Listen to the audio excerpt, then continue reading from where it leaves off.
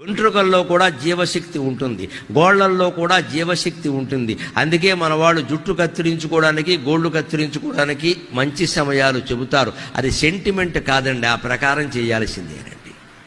పైగా తీసిన గోళ్లు కానీ కత్తిరించిన వెంట్రుకలు కానీ ఎక్కడ పడితే అక్కడ పారేయకూడదు. వాటిలో 24 గంటలు జీవశక్తి ఉంటుంది. ఆ 24 గంటల్లోగా ఎవడైనా వాటిని తొక్కితే ఈ వెంట్రుకల్లో జీవుల్లో ఉండే రోగం వెంట్రుకల్లో ఉంటుంది, వెంట్రుకల్లో ఉండే రోగం వాడికి అంటుకుంటుంది. అందుకే రోడ్డు మీద వెంట్రుకలు కానీ గోళ్లు కానీ ఉంటే తొక్కద్దని చెబుతారు పెద్దవాళ్ళు. అది గుడ్డి నమ్మకం కాదమ్మా, శాస్త్ర సంప్రదాయం, పాటించి తీరాల్సిందే. వెంట్రుకలు కత్తిరించినా గోళ్లు కత్తిరించినా దాన్ని జాగ్రత్తగా పట్టుకెళ్ళి ఎవరూ తొక్కని చోట పారేయాలి. మళ్ళీ జీవశక్తి దాంట్లోంచి రావద్దు. 24 గంటలు జాగ్రత్త, తర్వాత పర్వాలేదు. అందుకోసమే మన వాళ్ళు దానికో ముహూర్తం పద్ధతి పెడతారు. ఇక్కడ ఊరికే గోళ్ళు ఇలా నోటుతో కొరుక్కోకూడదు, అంతకంటే అనారోగ్యం ఇంకోటి. శని అంటారు, శని అంటే అనారోగ్యం, అంతకంటే